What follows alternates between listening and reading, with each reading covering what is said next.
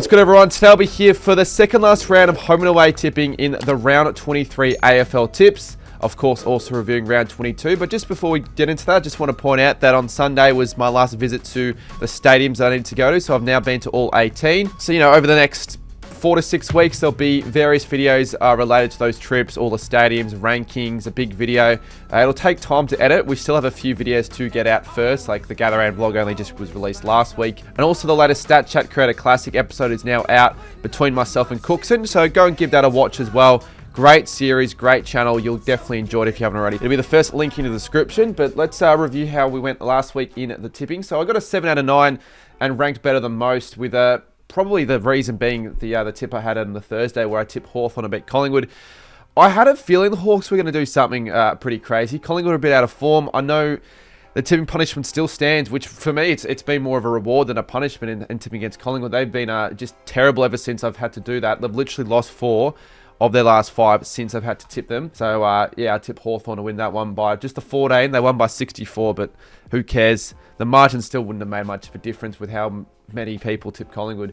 Friday night, I tipped the Cats to beat the Bombers. I thought they'd win that game. I think I tipped them by like 120 points, which is a bit overs for what ended up happening, which is a bit disappointing. I wanted to see a bit of a smashing. And I also tipped the Saints to beat Richmond, but I was expecting a bit more of a bigger margin. Only a 4-point win, but at least I got the win. Got to see the Saints win again. Brisbane betting Sydney didn't happen. This was a shock. Like, I didn't think this was going to happen at all. I just didn't think there'd be many more upsets to finish off the season. But Sydney are a side capable, and we'll talk a little bit more about them later on. The Lions had a few late chances. Like, they had 3 goals in 2 minutes. It's a weird game. I didn't watch any of it, but I watched the last 2 minutes especially. And geez, it was a wild finish. Carlton Gold Coast, I tipped the Suns. The Suns were a bit iffy the last quarter, but they got the win. And that should be enough for them to finish in the top 8 now, you would think. And Port Adelaide, I thought they'd beat Freo. It wasn't a bad tip. The Dockers just once again finishing the job done in that last quarter. They got another win after being behind at 3/4 time. That one by 6 points. Fair credit to Freo, but the Power weren't terrible in that game. And then Sunday, there were a few weird and wacky results. The Giants beat North Melbourne, as we all expected. The Dogs just beat the D's. This is a really good game. I was glad I got to catch the end of this one. It could have gone either way. And then Adelaide beating West Coast by 9 points. Jeez, it could have been a West Coast win. It would have been the greatest upset of all time. In another game where I think I tipped the margin to be 110 points. So I was off with a few of the margins, but at least I didn't do too bad with my tips in 7 out of 9. All right, so taking a look at my comp now, we have a top 5 of Skivo with 164, Harry 09 with 163, PJRM with 161, Jezza DC and Flino with both the 160. All rounding out the top 5 with only a few more rounds to go. Top scorers for the week using the Joker. We had Matteo Carlton, Cooper Swalling, Umpires Bet, Welshie, and Tomahawk. All scoring 8 this week, which would have obviously been 16 using the Joker. And a bit of a mention as well to those that got a perfect round if we exclude the Joker. So Flag Swans, Fuvbomb, Swanboy 37, the Big Rig, Octa AFL, and Diggy. A few Swans fans certainly had their say with getting a perfect score, which helps when they tip their team to beat the Lions. And just with the fantasy rankings now, we've got Eddie J in the lead over Jacob R, which is the first time I remember seeing him overtake the lead. Lachlan M, Adam P, and Wilson Q all in the top 5. I'm not even going to tell you what I scored. I haven't even checked it, but I know it's bad because I completely forgot to do my trades this week, and I just know it's shit. Speaking of shit, it was another shit week of attempted big calls. I didn't get a single one correct. I didn't even get a single one close, so let's just take a quick look at the punishment that was given to me from last week. This was Luke McMahon, and he said to go to the Melbourne Football Club and ask to be their coach for next year. Considering they haven't gotten a coach yet, maybe I'm the right man for the job. Don't really want to do this though, but it has to be done sooner rather than later. So that'll be added to all the other punishments that I've got to do with only a few more weeks to go. Now, if you do have a good one, feel free to comment it down below. Just remember, it can't have anything to do with me going to a game or doing something at a game. With the cutoff period already being reached, I just don't have the time now for the rest of the year to be going to as many games and doing punishments at the games. It's become a bit late now for that. Give this video a like if you haven't already. We're aiming for 500, not too hard of a goal. And we're also aiming by the end of the year to get to 60,000 subscribers. So hit that subscribe button if you haven't already. And go down below and vote for the Cardi Medal votes. Kind of like the Brownlow, like we do every week. There's a 3-2-1 votes tally that we're going to be awarding the best player at the end of the season.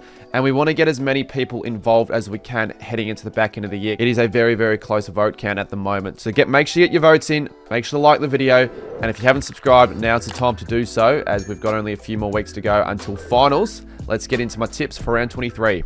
All right, first game is on the Friday night. The reason there is no Thursday game is due to the AFLW kicking off this week, which makes sense. You're not going to want to have a fixture clash for the first game of the AFLW. However, unfortunately, they've given probably the wrong game on the prime time on the Friday. It's Essendon St Kilda.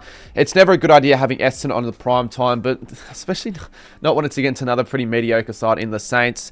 It's a double header though, so probably most people will be watching the second game. Unfortunately, I haven't really got much of a say. The Saints are on the back of 3 wins in a row, but all have been against sides sort of below them. We're now 11th, which is a bit of a shock considering we haven't really played like an 11th quality side. But against Melbourne, against North Melbourne, against Richmond, they were all wins by less than 10 points. So it hasn't really been a convincing win in any of those games. Now, it'd be nice to finish off the year with one more comfortable win, and you'd think any chance would be against the Bombers. They're a side with a lot of injuries. Obviously, we all know where they're at, but they played a pretty impressive game against the Cats on the weekend. They only lost the game by 44 points. Quite competitive in that third quarter especially. It looked like they were almost a chance of maybe pinching the win.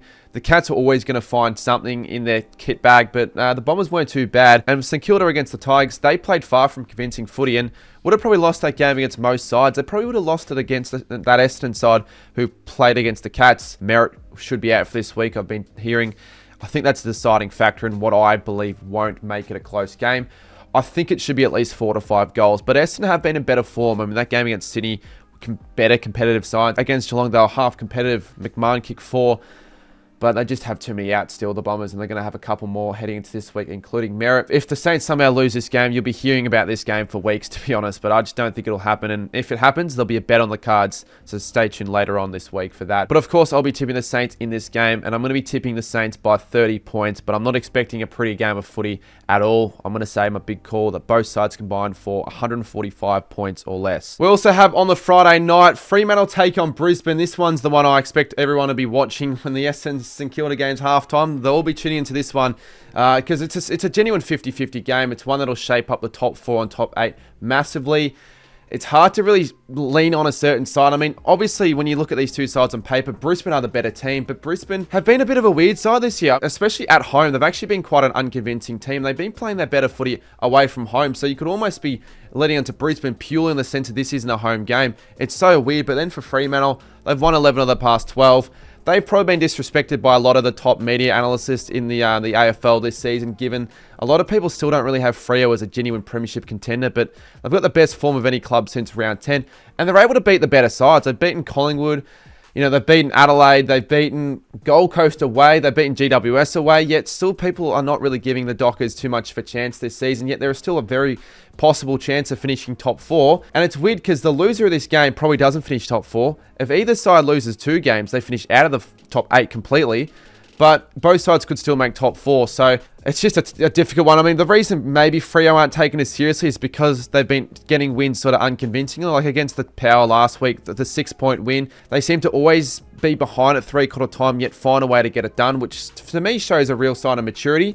But is that something that they want to be, relying on later in the year when it comes to finals? It's rare to see Brisbane lose 2 games in a row as well.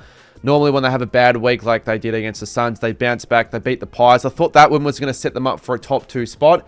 They might not finish top 4 altogether. So this will go either way. The Lions, I feel like with the fact that they're losing a few key personnel down back, I'm leaning more towards Freo. Their form just to me seems like it might be good enough. 11 of the last 12. They're at home. I think they can win this game, and I think this will give them a real chance at top 4 in a good game. I'm going to say the Dockers by 6, but I reckon this will be a close game, and the Lions will be up at 3/4 time. So Freo, once again, for the 6th time this year, will come back and win after trailing at 3/4 time. Next up, we have on the Saturday, and it's the early game, 12:35. It's Gold Coast and GWS in the Expansion Cup. And probably the most important and significant Expansion Cup we've ever seen. 2 sides with a couple rounds to go, both in contention for the 8, potentially in contention for the 4.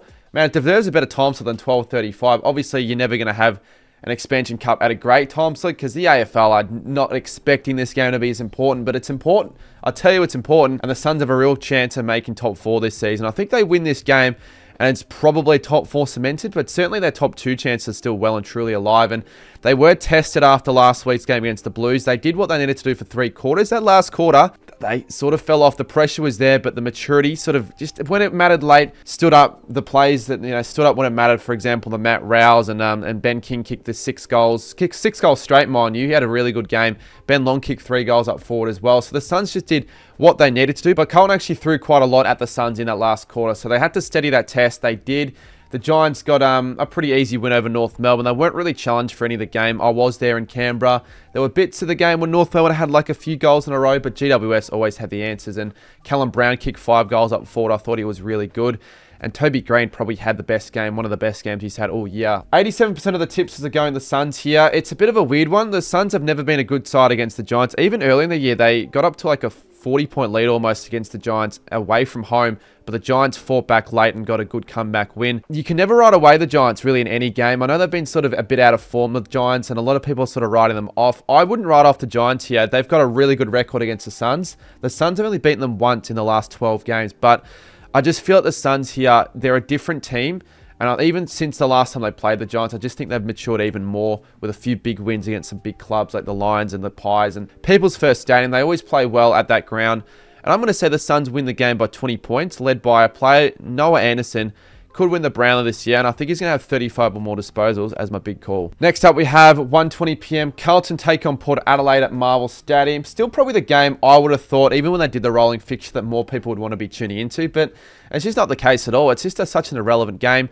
Two sides are in similar spots on the ladder with the 28 and the 32 points. They've just had disappointing years, and they're just waiting for it to be finished. Port Adelaide obviously going to have the new coach in 2026, and Carlton, they've somehow kept Michael Voss, but is that the right decision? We'll see, I guess, in the next couple of years. Both Carlton and Port Adelaide lost on the weekend, but in gallant defeats, I would have thought they actually showed more effort than they've showed in the majority of the games this season. Port Adelaide normally fall away in games against top 8 sides, but they stayed within the Dockers for most of the game. They kicked 7 goals in that second quarter after a slow start. They just didn't have what it took in the last quarter. The Dockers just had a bit more class and probably wanted to win more, given that the game was so much more important for them. And Carlton, they had a pretty strong last quarter. They threw everything at the Gold Coast Suns. Frankie Evans had the game of his life, kicking 4 goals and looking like an absolute superstar. And they just felt short. They just weren't good enough late. There was just too much of a margin to come back from. I think it was 45 points. So they couldn't do what the Saints did earlier in the year. I think against the Power at home here, they'll have a much better opportunity. And I think the fans are going to be going to a game here expecting to probably see a win, because it's been a while since the Blues can say that they've done that. It could go either way. Port got them by 50 early in the year, but that was at home for them. I think Carlton have been a bit better since then. They've been a little bit more competitive. It's been a pretty shit season for both clubs. It doesn't really matter. I'm going to lean towards the home team, probably just because it is at Marvel. I don't have any other reason in tipping the Blues. It'll be close. I expect a pretty low quality game of footy, pretty poorly skilled game. I'm going to say the Blues by 9, and there'll be 5 more behinds combined from either side. Next up, we have Hawthorn take on Melbourne at the MCG for the twilight game time. 97% of the tipsters are going Hawthorn, but I wouldn't say it's as straightforward as the 97% would suggest. This is a proper banana peel game for the Hawks here. I could see them maybe slipping up here if they're not 100% on par, because the D's looked pretty good against the Dogs on the weekend. They almost caused one of the big upsets of the round with a really gallant defeat, only just by the 6 points at the MCG. You'd probably say the reason they ended up losing it late was they just couldn't win enough of the footy in the middle, and that was probably what let them down overall. But I thought they were pretty good under their first coaching gig in Troy Chaplin, and it's normally the caretaker coach that gets a few decent performances early in his tenure, and it's that sugar hit period. So it wouldn't surprise me if Melbourne can maybe pick up another result for the rest of the season. They've got Collingwood next week, which could be a win, but Hawthorn, they obviously looked so strong against the Pies, and I think they have what it takes this season. I think they've definitely got what it takes to make it to the finals, but maybe not just to play finals, but to actually cause a bit of damage and win a game, win 2. Could they go all the way? Even without Will Day, I still think the Hawks probably need another solid-bodied midfielder, so they should win this game. I think the other Ds will test them. After what we saw the last couple of weeks, a really strong game against the Crows, and probably a better game against the Pies where they just outran them for 4 quarters. It was a full 4-quarter effort. Hawks, they just got to get this win. If they do, finals is probably locked in almost. I don't think it's confirmed, but it's just about locked in. If they lose this game, they're in some big trouble. So they just got to get the win. Hawthorn, I expect them to after what we've seen. Hawthorn by 15. My big call, the Hawks aren't in front by 10 or more points in the third quarter. So the D's are going to make it close for a lot of this game. Next up, Adelaide Oval. We've got Adelaide take on Collingwood. This looked to be one of the great games a few weeks ago. It still is going to be probably the best game of the round just about. But the Pies' form drop-off is one to be put on display massively. And They're going to be, again, without Jeremy Howe. He is a very important player for them because, once again, when he was out the first minute against the Hawks, their defensive structure there was nothing. You know, Billy Frampton, Darcy Moore, they just couldn't defend, and that's been their main issue for the last few weeks now with the Pies. So he'll be gone for another week. It's going to give the Crows even more of an advantage, and they just look second-rate. You know, they didn't look first to the footy. They looked slow, sluggish. They didn't reply the pressure that I expected of the Pies, and it was just a really, really poor showing. They got beaten for 4 quarters, and they got a 64-point defeat. Their second heaviest under Craig McRae, both being against the Hawks. That we're going to need a lot to go right for Collingwood here to think they're going to get a win, because Adelaide are currently the best side in it. I know they had a pretty poor game against the Eagles, you could say. I think it was more just the fact the Eagles played so well. They played out of their skins. Genuinely, just about the best footy I've seen from West Coast in quite a while. Their pressure was 100% for most of the game. Now, when the game sort of was on the line and when they knew they had to sort of level up a little bit, they did. Phil Thorpe, you know, Dawson had a really good game. He played out of his skin. So I think it was more just West Coast played phenomenally, and Adelaide probably didn't take him as seriously as they should have. And because of that, they were behind for some parts of the game. But I still think the Crows, they'll respond back. They know this game's a lot more important for them. Top spot isn't locked in yet, but they'll probably lock it in after winning this game. I think they'll win it. I know Collingwood have had a really good record against the Crows. I think they've won their last 12 and their last 10 at the Adelaide Oval. It's going to be really hard for me to see them winning this game given the form that they're in. They are good enough to do it, but they need to do it quickly. They've got to turn their form around sooner rather than later, because if they lose this game and go into finals, if they even make it in a really poor run of form, I don't think they're going to do much in September. So Crows, it's their game to lose. They've got their perfect opportunity to just shake that monkey off the back if they ever come face-to-face with the Pies again in the rest of the year. But I think the Pies are going to throw a little bit more at the Crows than they have at other sides over the last few weeks. And I'm going to say they only win it by 12 points.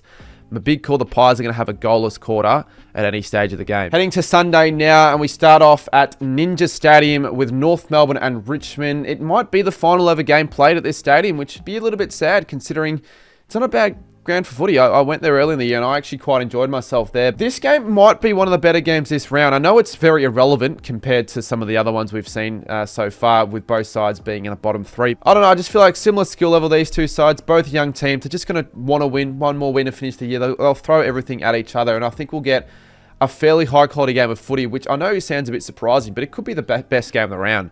I think Richmond this year, we can all agree they've exceeded most of our expectations, and they've showed probably more promise than North Melbourne this season.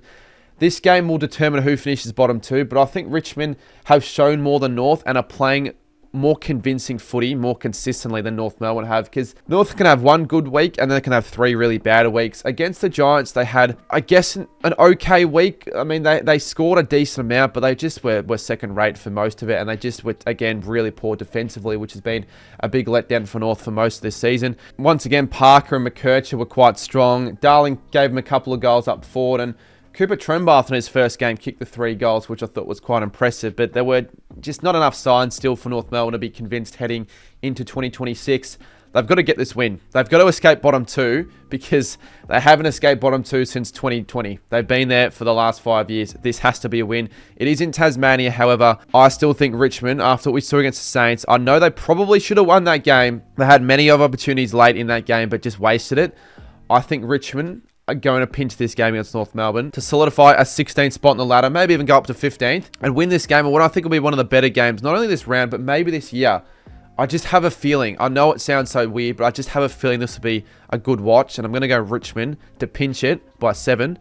My big call, there'll be 9 more lead changes throughout the game. Alrighty, we head to the Sunday twilight with Sydney and Geelong, and I'm expecting a really good game of footy here. There are probably people sitting here thinking this game doesn't really matter for much, but it certainly does. The Cats, you know, they've got to win this game for top 2 to be still on their eyes. If they lose this, they could throw away that opportunity. And Sydney are that side that have the potential to knock off sides in that top 9 that are fighting for a top 4, top 2, top 8 spot. They obviously did against Brisbane last week. They were really good. They played it out of their skins for the majority of that game. I didn't get to watch a lot of it, but Heaney was the best player in my opinion, kicking the 5 goals, and once again just being that X-factor player that I think is going to be a one to watch if you're Chris Scott, because he could, you know, tear the game apart and maybe be the difference in a game against the Cats here, who I don't know if the Cats are coasting, but they weren't amazing against the Bombers. Are they too reliant on certain players? Like, were they too heavily reliant on trying to get Jamie Cameron 100 goals? I don't think so, because he didn't have the biggest game. He only kicked the 4 goals, but he had a few misses. Sort of felt like they were playing in cruise control. I didn't really take their opposition so seriously. closely, especially in that third quarter. That was really, really concerning from the Cats. They still got the win, but a lot of their fans weren't too pleased with that result in the end, and I think they're going to want to step up a little bit. And they've had a few easy games as of late. They haven't really been challenged, the Cats, over the last few weeks. Sydney, they'll probably want to be challenged a little bit because you want to have a little bit of competition heading into finals. You don't want to be walking over every team and then finding out come finals time, geez, it's actually a lot harder than what the last few weeks were. This is a game that I could see the Cats dropping. Their form at the SCG over the last few years hasn't been great. But overall, the Cats, I think they're a side that they've just been up there for so long. They know what they've got coming. They know what's on the line.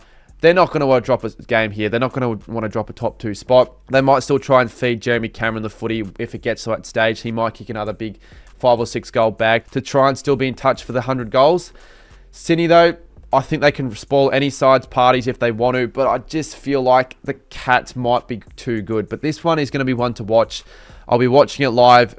I have a lot of Cats fans with me watching it, so if the Cats somehow drop this, expect a lot of pissed off Cats fans on the stream, but I am going to be tipping the Cats here by 21 in a high scoring game. I reckon both sides are going to be scoring 95 or more points. And the last game of the round should be the easiest game to tip, with the Bulldogs take on the Eagles at Marvel Stadium. I know a couple years ago we saw the Eagles upset them in unbelievable fashion to pretty much eliminate the Dogs' chance at finals, and it's eerily similar situation right now given where both sides are at. But the Dogs, it's obviously, again, a must-win. And I expect them to win this game by quite a bit, you would think. But last week, it was actually not an easy one for the Dogs, nor was it for the Eagles. We'll talk a bit about them later on. But the Dogs only got up by 6 points, led by Ed Richards, who had an unbelievable game. Obviously, Bont was good in the middle. And Norton kicked 5 goals again. I think that's for 3 weeks in a row, with Darcy taking that courageous match-saving mark late. They didn't play too bad, the Dogs. They just were tested by a pretty decent Melbourne side in under the caretaker coach for the first time. West Coast, after last week, are going to take a bit of confidence out of that game. They'd probably be disappointed they didn't win, but you're playing first on the ladder. It's never been done since 2005, where a side bottom has beaten first. They only lost it by, what was it, like 9? They'll be happy with that result. They will be happy with the effort. They want to back that up again, back up that pressure, try and give the Dogs something to sort of be a bit nervous on. Don't just let them walk over them, because I could see that very easily happening, as the Dogs have one of the high percentages in the comp and are flat track bullies for a reason. So we'll see if West Coast can be competitive for another week in a row. My bets is that it probably won't happen. I just think the Dogs at home just have so many strings to their bow, especially up forward, that it's just going to be too much work for West Coast, and I'm expecting at least a 50+ point win. I'll go 66 points, and I'm going to say Darcy and Norton. It's an easy big call, but they're playing West Coast, so I'm going to say they both combined for 11 goals. It's going to be that sort of game. Tipping for round 23. I'm going to be using the Joker this week. If you haven't used your Joker, you may as well do it. I've completely forgotten to use my second one. So reviewing the tips, we have the Saints by 30 points. The Dockers, that one could go either way. I might even wait to see what the final teams are for that one. The Suns, I think, will beat the Giants, the Blues, the Hawks, the Crows, the Tigers, in probably my only sort of upset. And then I think the Cats just the Dogs in the last game against the Eagles. But I'm really looking forward to round 23. It's one of the better rounds we've seen. These last 2 rounds are going to be really good. I know this season as a whole hasn't been the best, but these 2 rounds are going to be extremely entertaining. So if you haven't already, like this video, subscribe, and I have a lot of really cool content coming up over the next week and a bit.